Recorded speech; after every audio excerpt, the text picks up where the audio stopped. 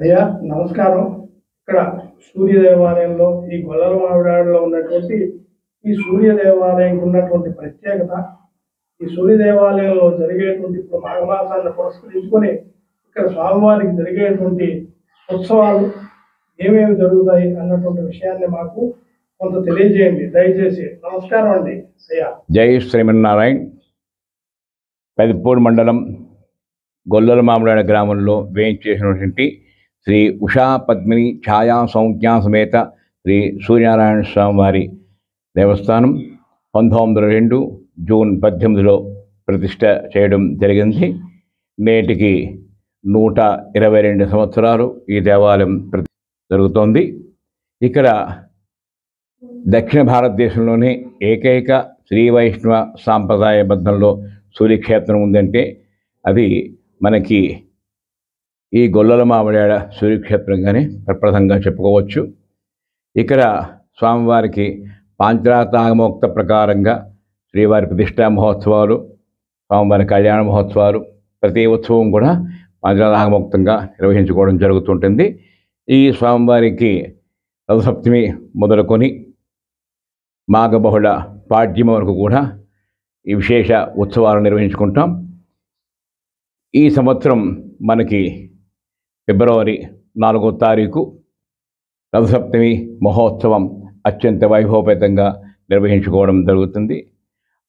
ఈ రథసప్తమి రోజు తెల్లవారుజామున స్వామివారికి నవకలశ స్నపనపూర్వక తిరుమంజన మహోత్సవం విశేష జలాలతోటి స్వామివారికి అభిషేక అనంతరం అలంకరణలు, ఆరాధనలు నిర్వహించుకొని అనంతరం మధ్యాహ్నం 1:30 శ్రీవారి రథయాత్ర అత్యంత వైభవపేతంగా నిర్వహించుకోవడం జరుగుతుంది. ఈ ఆలయానికి మన రాష్ట్రం నుంచే కాకుండా రాష్ట్రేతర నుంచి అట్లాగే దేశ విదేశాల నుంచి ఎక్కువగా భక్తులు రావడం కూడా జరుగుతూ ఉన్నది. మనకి మాఘమాసం ప్రారంభం అయింది. ఈ మాఘమాసంలో జరిగేటువంటి నిత్య ఆదివారాలు అవ్వచ్చు, అట్లాగనే రథసప్తమి, భీష్మ ఏకాదశి వాళ్ళలో అవ్వచ్చు. భక్తులు విశేషంగా స్వామివారిని వచ్చి సేవించుకుంటూ వారి యొక్క ఇష్టకామ్యాలన్నీ కూడా వారు నెరవేర్చుకున్నట్లు కూడా మనకి దాఖలాలు కనిపిస్తున్నాయి. ఈ స్వామివారి ప్రత్యేకత ఆరోగ్యప్రదాతగా ప్రధానంగా స్వామి భాసిల్లుతూ ఉన్నటువంటి క్షేత్రం. అట్లాగనే ఎవరెవరు వారి యొక్క మనస్సంకల్పం ఏదైతే ఉంటుందో అవన్నీ కూడా నెరవేరి తిరిగి స్వామివారి దర్శనార్థం మళ్ళీ సేవించుకొని వారు ఆనందమయంగా స్వామిని సేవించుకుంటూ దర్శించుకుంటూ ఉన్నారు.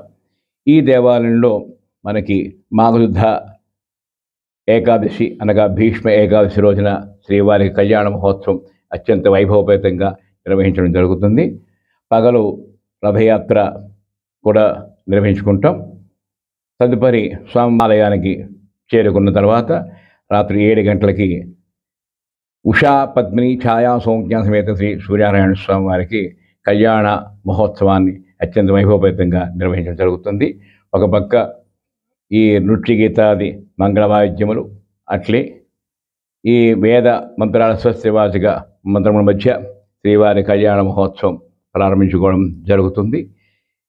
అటువంటి అనంతరం ఉత్సవానంతరం స్వామివారిని కళ్యాణ మహోత్సవం అనంతరం గరుడ వాహనం మీద తిరిగి ఉభయ దేవేరులతో కూడా స్వామివారిని వేయించేసి గ్రామ పురవీధుల్లో జరిపించే వేడుకలు కూడా మనం చూసి తీరవలసిందే. ఒక పక్క బాణాసంచ, మారమోతలు, అలాగనే ఈ ఏదైతే సాంస్కృతిక కార్యక్రమాలుగా ఉండేటువంటి ఉన్నాయో ఇవన్నిటిని కూడా ఇక్కడ ఈ గ్రామ ఉత్సవ కమిటీ సభ్యులు, అటు దేవస్థానం వారు, ఈ దేవాదాయ శాఖ వారు, అనువంశిక ధర్మకర్తలు వీళ్ళందరూ కూడా అందరూ భాగస్వాములై ఆ ఉత్సవాలని అన్నింటినీ కూడా వైభవపేతంగా నిర్వహించుకోవడం జరుగుతోంది. ఇక్కడ స్వామివారి జరిగేటువంటి ఆగమం పాంచరాత ఆగమం. ఈ ఆగమోక్తం ప్రకారంగానే శ్రీవారి ప్రతిష్టా మహోత్సవాదులు జ్యేష్ఠ త్రయోదశి నాడు శ్రీవారిని ప్రతిష్ఠింపజేయడం కూడా జరిగింది. ఇక్కడ స్వామివారి ప్రత్యేకత ఉషా పద్మిని ఛాయా సంజ్ఞ సమేత సూర్యనారాయణ స్వామిగా నలుగురు దేవేలతో వేయించేసి ఉండడం ఒక ప్రత్యేకతగా కూడా మనం చూడవచ్చు. ఉభయ దేవేరులు వస్త్రాలంకారంలో స్వామికి కనిపిస్తూ ఉంటే మరో ఇద్దరు స్వామివారికి మూల విరాట్కి ఉభయ పాద పార్శ్వభాగమందు ఛాయా సంజ్ఞలు కూడా స్వామివారిని ఏకశిరలోనే ఉంటాయి. స్వామివారికి రథోత్సవాలు అంటే కళ్యాణోత్సవమూర్తులు, తదుపరి భాగా సూర్యనారాయణ స్వామి ఉత్సవమూర్తులు, సుదర్శనమూర్తి, విశ్వక్సేనుడు, ఈ పరివారం అందరితో కూడా స్వామి సన్నిధిలో వేయించేసినట్టు కూడా మనకి దర్శనం ఇస్తాయి. కనుక ప్రతి ఒక్కరూ కూడా స్వామివారిని దర్శించి స్వామి కృపకు పాత్రుడై ఆయురారోగ్యాలు భోగభాగ్యాలతోటి అందరూ వర్ధిల్లాలని, ఈ సామూహికంగా జరిగేటువంటి ఆరాధనలో ఆదివారం రోజున ప్రత్యేకతగా గోక్షీరాలతోటే స్వామివారికి ఉత్సవమూర్తులకి అభిషేకం కూడా చేయడం జరుగుతుంటుంది. అంటే ఇది భక్తుల పేరు చేస్తారా అండి? భక్తులు అందరూ సామూహికంగా కూర్చోబెట్టి వారందరికీ సంకల్పోక్త ప్రకారంగా తెలియజేసిన తర్వాత జరిపించిన తర్వాత స్వామివారికి ఈ గోక్షీర స్నాపనం మేము నిర్వహించుకుంటాం. తదుపరి స్వామివారికి అలంకరణ అర్చనాదులు జరుగుతాయి. నీరాజమంత్ర పుష్పాది ప్రసాద వితరణను కూడా నిర్వహించడం జరుగుతుంది. ఈ మాఘమాసం అనేసరికెళ్ళి మనకి ప్రప్రథమంగా గుర్తుకొచ్చేటువంటిది సూర్య దేవాలయాలు. అటువంటి సూర్య దేవాలయాలు మనకి ఇక్కడ అందుబాటులో ఉన్నటువంటివి మన ఆంధ్ర రాష్ట్రంలో శ్రీకాకుళం జిల్లా అరసవల్లి సూర్యనారాయణ స్వామి, ఈ కాకినాడ జిల్లా పెదపూడి మండలం గొల్లల మామిడి గ్రామంలో వేయించేటువంటి శ్రీ సూర్యనారాయణ స్వామి ఆలయం మనకి చేరులో ఆంధ్రాలో ఈ రెండు ఉండడం మనకెంతో గర్వకారణం. ఈ గొల్లల మామిడాడ సూర్యనారాయణ స్వామి వారి ఆలయంలో ప్రధానంగా ప్రత్యేక ప్రాచుర్యాన్ని పొందినటువంటి ఉత్సవం రథసప్తమి, భీష్మ ఏకాదశి. ఈ రెండు ఉత్సవాలు కూడా అత్యంత ప్రాచుర్యాన్ని పొందినటువంటిది.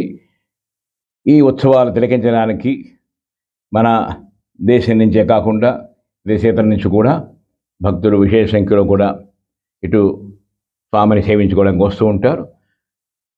ఈ రథసప్తమి రోజున స్వామివారికి తెల్లవారుజామున సపన మహోత్సవం నిర్వహిస్తాం. తదుపరి స్వామివారికి అలంకరణ అర్చనాదులు పూర్తి చేసుకొని మధ్యాహ్నం 1:30 4/2/2025 సంవత్సరం మంగళవారం రథసప్తమి మహోత్సవం సందర్భంగా స్వామివారి రథయాత్ర అత్యంత వైభవపేతంగా నిర్వహించడం జరుగుతుంది. స్వామివారు గ్రామోత్సవం అనంతరం తిరిగి ఆలయానికి చేరుకున్న తర్వాత ఆలయ ప్రాంగణంతో కూడా దీపారాధనలతో ప్రారంభించుకొని ఆ రోజు ప్రత్యేకత అమృతకుండి ప్రసాద వినియోగ వితరణ స్వామివారికి నివేదన చేసి అందరికీ కూడా భక్తులకి ఇవ్వడం కూడా జరుగుతుంది. అయ్యా, రథసప్తమి నాడు ఇక్కడ స్వామివారికి అమృతకుండి అనేటువంటిది నైవేద్యం పెట్టి దాన్ని అందరికీ కూడా తీర్థంగా ఇస్తారని విన్నాం. ఆ విశేషం ఏమిటి అన్నటువంటి విషయాన్ని కాస్త మాకు తెలియబడుతుంది. ఈ రథసప్తమి రోజున భక్తులందరూ కూడా ఉదయం నుంచి తమ శక్తి వంచన లేకుండా ఈ గోక్షీరాలని తీసుకొని ఆలయానికి రావడం జరుగుతుంది. వారు తీసుకొచ్చిన పాలన్నీ కూడా ఒక పాత్రలో వాటినన్నీ కూడా భద్రపరిచి ఒకేసారి ఈ క్షీరాలన్నింటినీ కూడా వాటిని ఈ బెల్లము, యాలకులు, ఈ సుగంధద్రవ్యాలతోటి స్వామికి తయారు చేసి అమృతకుండి ప్రసాదంగా మనకి స్వామికి నివేదన చేసి వచ్చినటువంటి ఆలయానికి వచ్చిన భక్తులు అందరికీ కూడా ఆ రోజు రాత్రికి వినియోగం చేయడం కూడా జరుగుతుంది. ఇది మా స్వామివారి ఆలయ ప్రతిష్ట నాటి నుంచి కూడా నేటి వరకు కూడా ఇదే సాంప్రదాయబద్ధంలో అందరికీ కూడా ఈ అమృతకుండి ప్రసాద వినియోగాన్ని కూడా చేయడం ఆనాటి నుంచి నేటి వరకు కొనసాగిస్తున్నాం. ఈ అమృతకుండి ప్రసాద విశేషణం, ఈ ఎవరైతే ఈ అమృతకుండి ప్రసాదాన్ని స్వీకరిస్తారో వారి యొక్క అండి మనో అభీష్టం సిద్ధి. అంటే అమృతకుండి అమృతకుండి రసత్వనాన్ని మాత్రమే అది స్వామికి నివేదన చేసి భక్తులందరికీ వితరణ చేయడం జరుగుతుంది.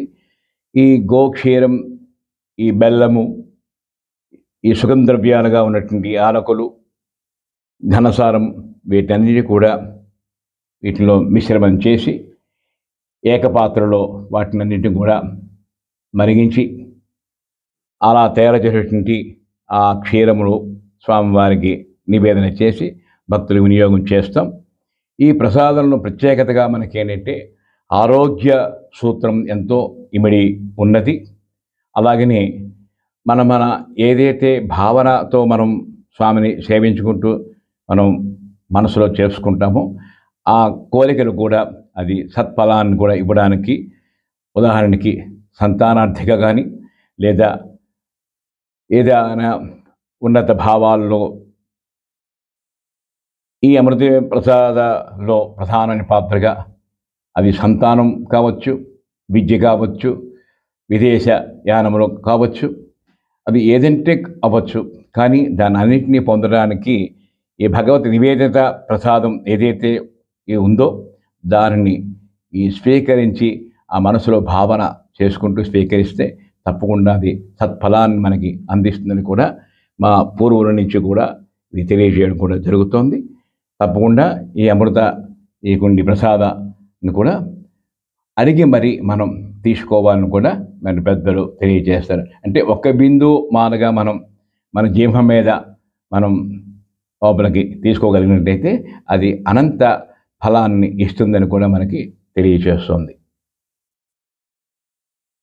ఇక్కడ మాఘమాసంలో 5 రోజులు ఉత్సవాలు జరుగుతాయి అంటున్నారు. అది ఎప్పటి నుంచి ఎప్పుడు జరుగుతాయి అన్నటువంటిది ఒకసారి తెలియజేయండి. ఈ సూర్య దేవాలయంలో మాఘమాసంలో శుద్ధ దశమి నాడు స్వామివారి పాంచానిక కళ్యాణ మహోత్సవ దీక్ష సంకల్పంతో ప్రారంభం చేసుకోవడం జరుగుతుంది. మాఘశుద్ధ ఏకాదశి, భీష్మ ఏకాదశి రోజున శ్రీవారికి కళ్యాణ మహోత్సవం నిర్వహించుకుంటాం. ఈ మాఘశుద్ధ ఏకాదశి కళ్యాణ మహోత్సవం నిర్వహించుకోవడం ప్రధాన ఉద్దేశ్యం మన పూర్వులు చెప్పినటువంటి విషయం. ఇక్కడ స్వామి నారాయణ తత్వానికి ప్రతీకగా మన పెద్దలు సూర్యనారాయణ స్వామి ప్రతిష్ఠింపడం జరిగింది.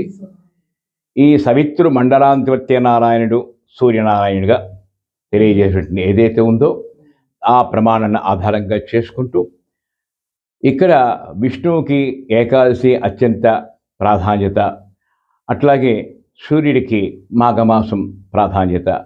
ఈ మాఘమాసంలో వచ్చినటువంటి శుద్ధ ఏకాదశి ఏదైతే ఉందో అది భీష్మ ఏకాదశి. ఆ రోజు స్వామివారికి కళ్యాణ మహోత్సవం నిర్వహించాలనేటువంటి విషయాన్ని ఆ రోజు పెద్దలు నిర్ణయించారు కనుక ఆనాటి నుంచి నేటి వరకు కూడా ప్రతి సంవత్సరం మాఘశుద్ధ ఏకాదశి నాడు శ్రీవారి కళ్యాణ మహోత్సవం అత్యంత వైభవపేతంగా నిర్వహిస్తాం.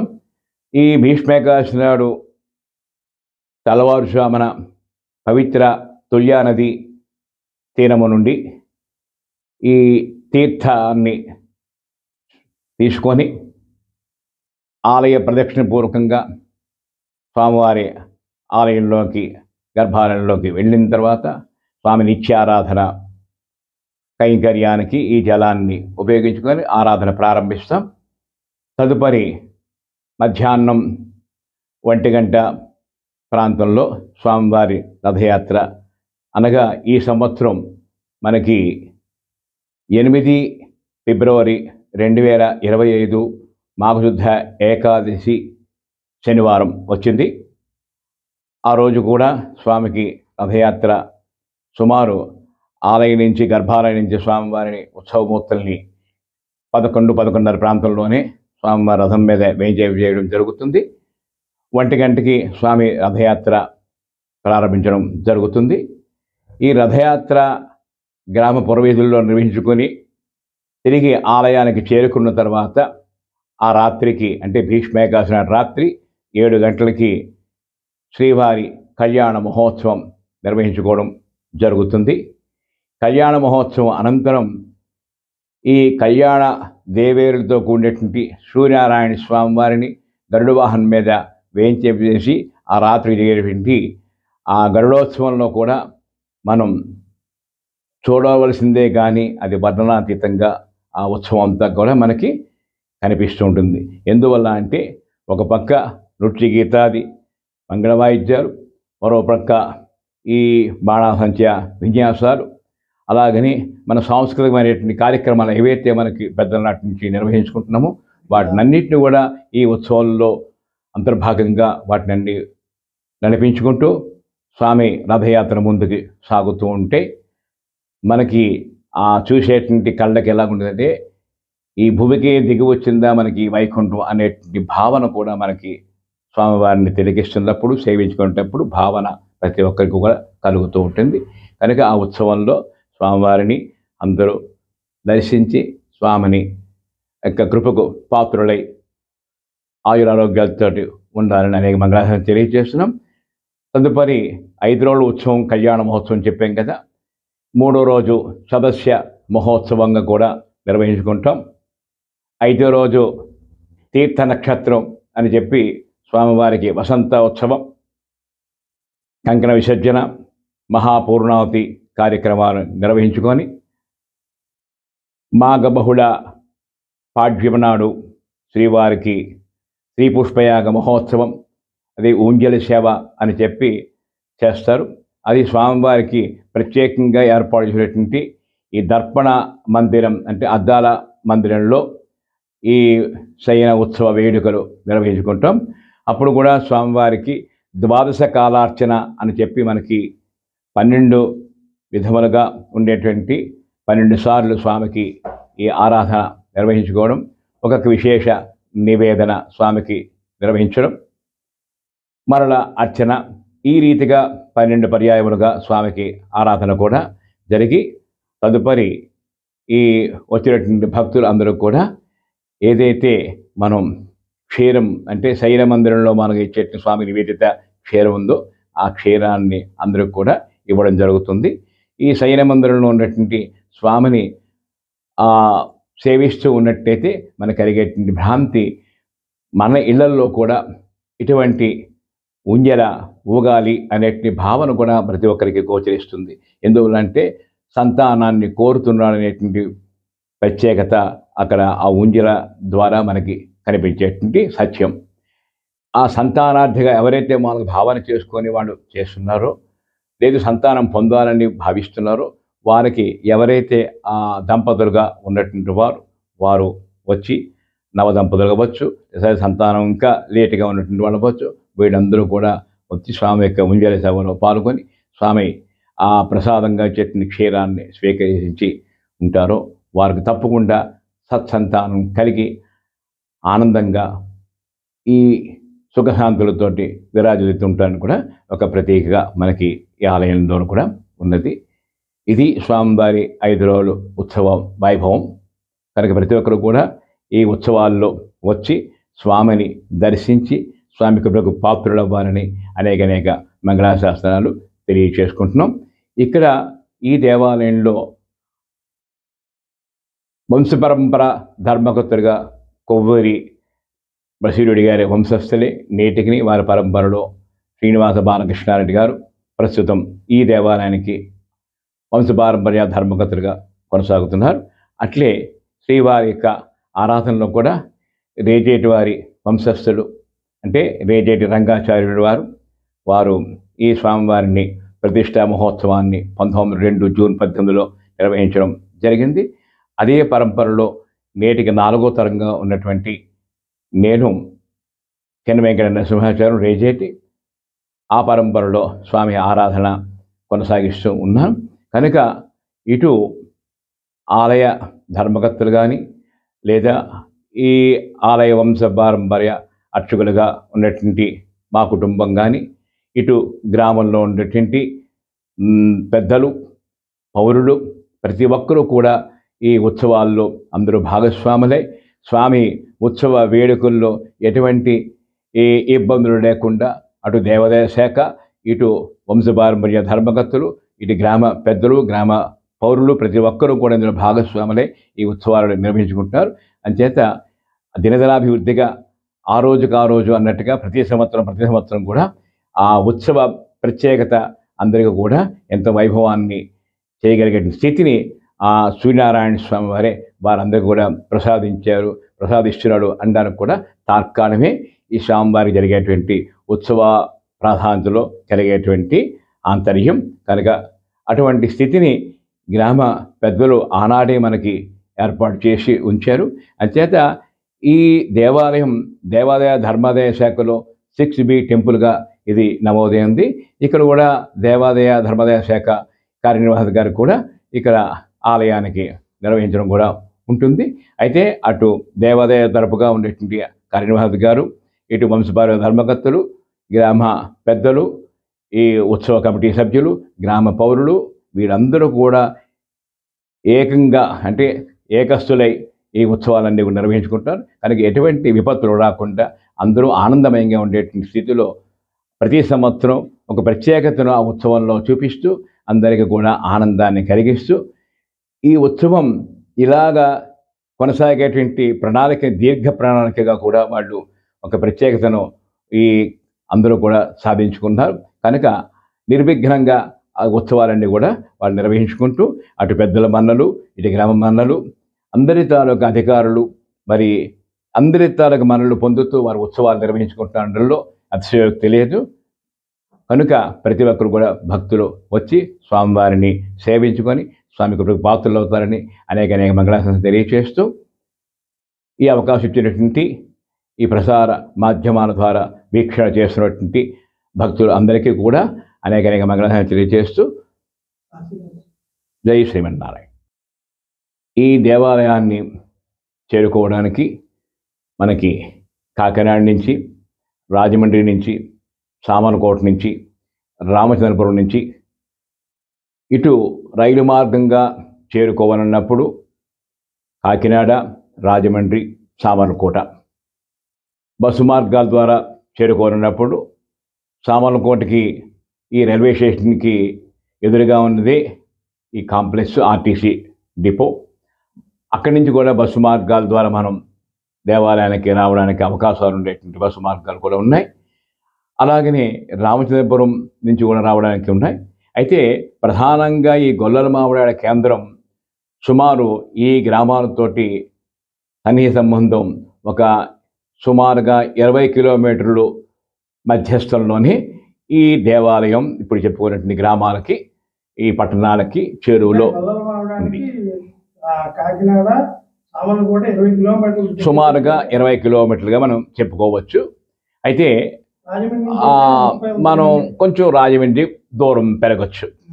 అయితే ఇక్కడ ఈ వచ్చినటువంటి భక్తులు అందరికీ కూడా మొట్టమొదట ఏదైతే అన్న వితరణ అంటే అన్న సమారాధన అనేటువంటిది ఇక్కడ ప్రతి ఆదివారంలో కూడా వచ్చినటువంటి ఆలయానికి భక్తులకి ఉచితంగానే వారందరూ కూడా ఈ అన్నప్రసాద వితరణ చేయడం జరుగుతోంది. దానికి అన్నదాన కమిటీగా అన్నదాన భవనంలోనే స్వామివారి తరపున అక్కడ వితరణ కూడా చేస్తూ ఉంటారు. మొట్టమొదట మూలపురుషుడైనటువంటి ఈ కొవ్వూరు బషీరెడ్డి గారికి ఉన్నటువంటి ప్రధానమైనటువంటి బిరుదే అన్నదాత కొవ్వూరు బషీరెడ్డి అనేటువంటి ఆయనకి అవార్డు విక్టోరియా మహారాణి ప్రదానం చేయడం కూడా జరిగింది ఆనాడే. అంటే 1800 చిరులలో మాలుగా ఉన్నప్పుడు మనకి విక్టోరియా మహారాణి ఆవిడ ఉన్నప్పుడు దానికి శాసనం కూడా ఉంది.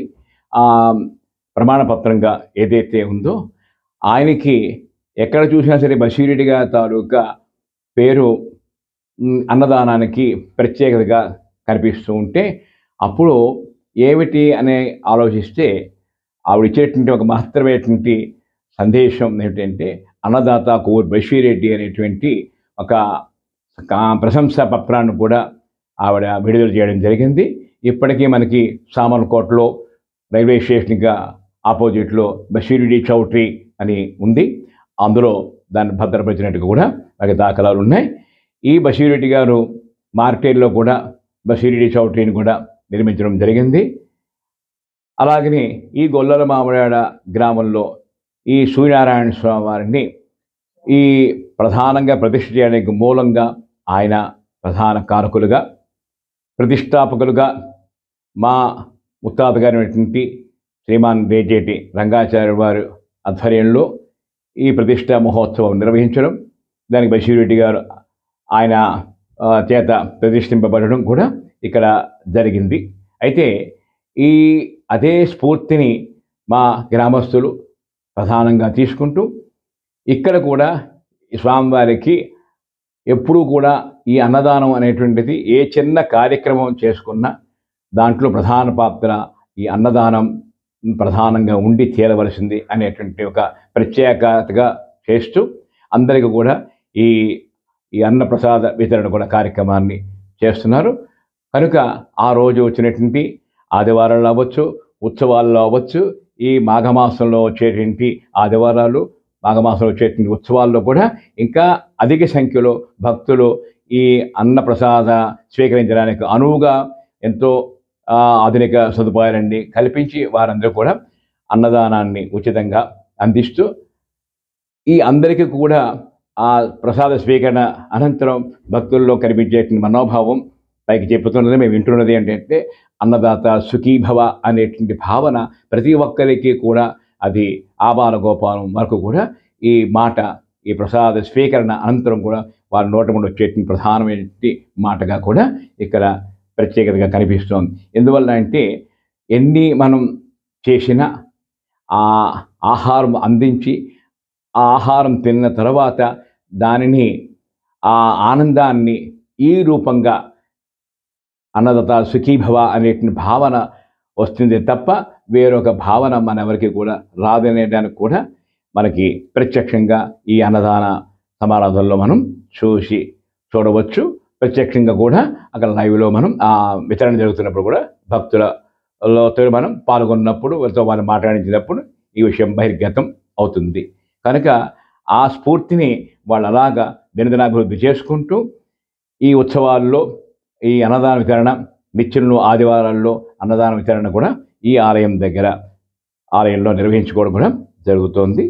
కనుక ఇటువంటి మహత్తరమైనటువంటి ఈ దేవాలయం ఇది మనకి సప్త గోదావరిలో ఒకటి అయినటువంటి షడ్భిస్తుల్య అని మనకి చెప్పారు. సప్త గోదావరిలో అని మనకి ధవళగిరి దగ్గర వచ్చేసరికెళ్ళే గోదావరి అక్కడ 7 పాయలుగా ఏర్పడడం చీరిగిపోతే ఆ అందులో ఉన్నటువంటి పాయకి ఒక పేరు తుల్య.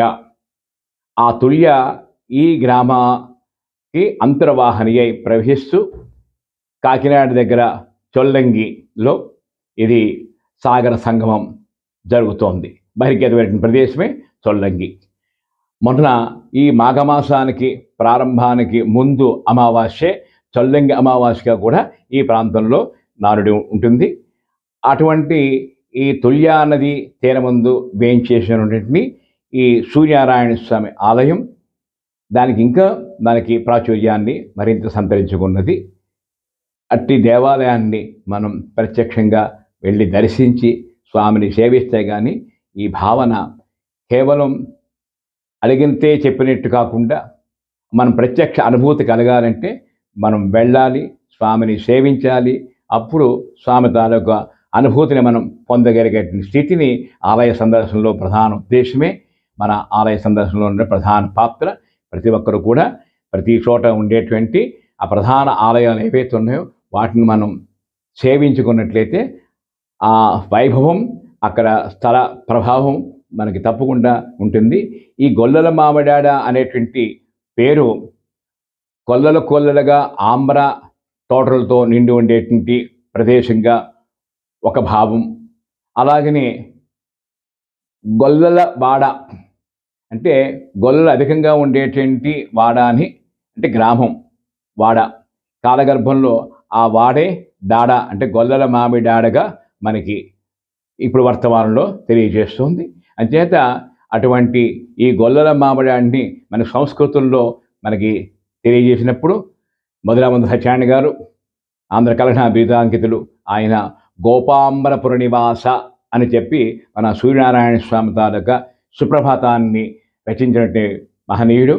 ఆయన రాసినటువంటి ఆ సుప్రభాతంలో చెప్పినటువంటి ఒక సన్నివేశమే గోపాంబర పుర నివాస అని సంస్కృతంలోనే ఆయన దాన్ని తెలియజేస్తూ ఆ స్వామి మీద 21 శ్లోకాలతోటి ఈ సుప్రభాతాన్ని మనకి అందించడం కూడా జరిగింది. ఆ స్వామివారి సుప్రభాతం మనకి ప్రతి నెలలో ఉండేటువంటి ఒక ఆదివారం సూర్య సుప్రభాతంగా మనకి ఆల్ ఇండియా రేడియో విశాఖపట్నం కేంద్రం ద్వారా ప్రసారం అవుతూ ఉంది. ఈ నెలలో 4 వారాల్లో ఒక వారం ఉదయించు భానుడు వంగభూఛాయ అని శ్రీ సూర్యనారాయణ వేదపారాయణ అని ఒక వారం, అలాగనే ఒక వారం అరసవెల్లి సూర్యనారాయణ స్వామి, ఒక వారం మన గొల్లల మామిడాడ సూర్యనారాయణ స్వామి. ప్రధానంగా వాళ్ళు ప్రచారంలో అంటే చెప్పేటప్పుడు సూర్య సుప్రభాతం అని వాళ్ళు అనౌన్స్మెంట్ చేస్తారు. అందులో ఆ సంస్కృత పదంలో ఉండేటువంటిది గోపాంబరపుర నివాస, మధ్యలో ఒక చోట గొల్లల మామిడాడ అని మనకి అచ్చ తెలుగులో మనకి చెప్పారు. అంచేత ఇట్టి వైభవం కలిగినటువంటి ఈ సూర్యక్షేత్రాన్ని మనం ప్రతి ఒక్కరు కూడా వచ్చి దర్శించి స్వామి కృపకు పాత్రులవ్వాలని అనేక మంగళాశాసనం తెలియజేస్తూ జై శ్రీమన్నారాయణ. జయత్సదా సవిత్రమండలమధ్యవర్తి నారాయణ సర్జిజాగరసన్నివిష్టః కేయుర్వాన్ మకరకుండలవాన్ కిరీటిహారి హిరణ్మయ అపోహో ధృత శంఖచక్రః. యత్సదా సవిత్రమండలమధ్యవర్తి నారాయణ సర్జిజాగరసన్నివిష్టః కేయుర్వాన్ మకరకుండలవాన్ కిరీటిహారి హిరణ్మయ అపోహో ధృత శంఖచక్రః.